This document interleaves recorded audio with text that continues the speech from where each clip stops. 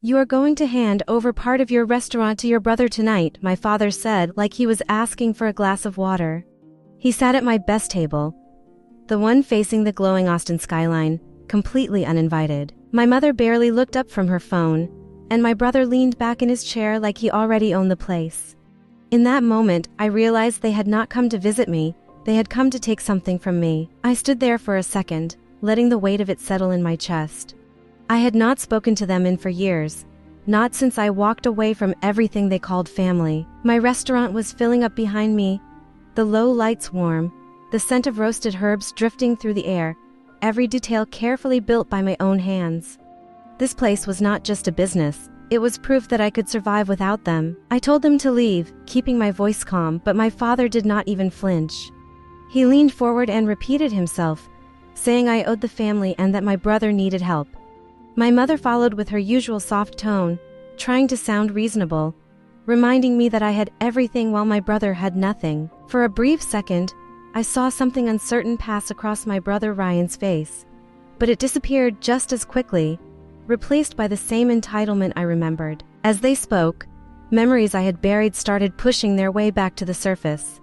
I remembered the years I spent calling them, trying to fix things, only to be ignored. I remembered the holidays I spent alone, convincing myself that I was better off. But most of all, I remembered the debt, the one I never agreed to. The loan my father took in my name when I was 19 to cover Ryan's failed business. $32,000 that nearly destroyed my life. They did not know that I knew the truth. That was the only advantage I had left. My father's tone shifted when I refused again, his smile fading into something colder. He started making quiet threats about my landlord, about my investors, reminding me how easily he could interfere with everything I had built. That was when I understood why they were really there.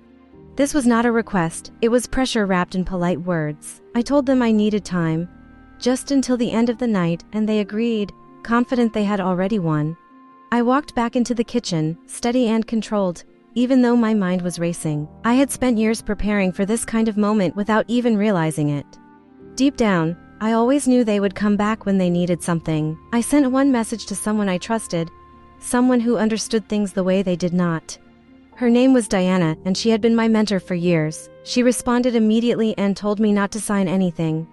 When she arrived later that evening, I explained everything to her in my office, every detail, every memory, every piece of evidence I had kept hidden. She listened without interrupting, then asked me one simple question.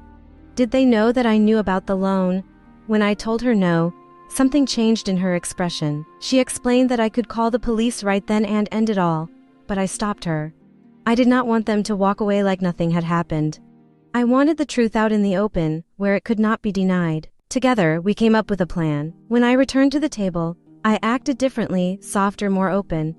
I told them I was willing to help, but that everything needed to be handled properly for legal reasons. I placed my phone on the table and explained that I needed to record the conversation for documentation.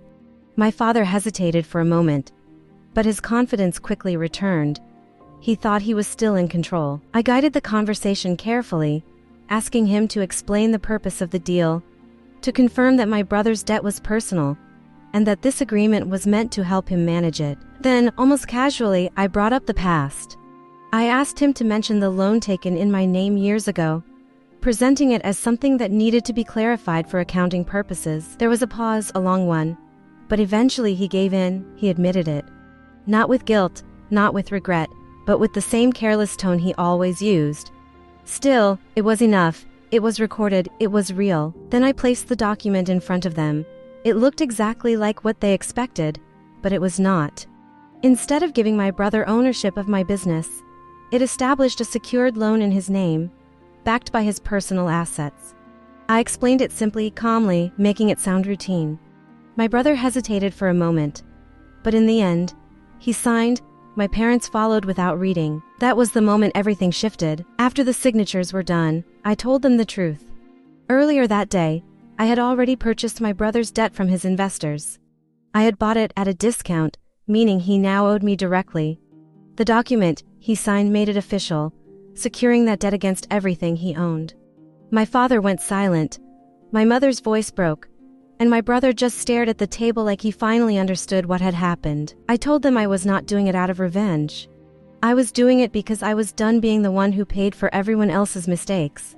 I explained that I would not take his home, but I would place a legal claim on it, ensuring he paid back what he owed over time. For once, the terms were fair, structured, and impossible to ignore. They tried to argue, to call it unfair, but their words carried no weight anymore. They had signed everything willingly. They had confirmed the truth themselves. There was nothing left to debate. I asked them to leave, and this time they did. 6 weeks later, the paperwork was finalized without any issues.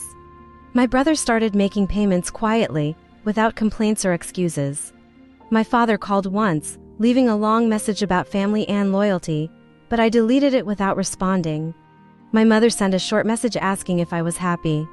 I stared at it for a long time before replying with two simple words, "I am." Then I blocked her number and went back to the kitchen, back to the place I built on my own, knowing that for the first time in my life, I was no longer carrying anyone else's debt.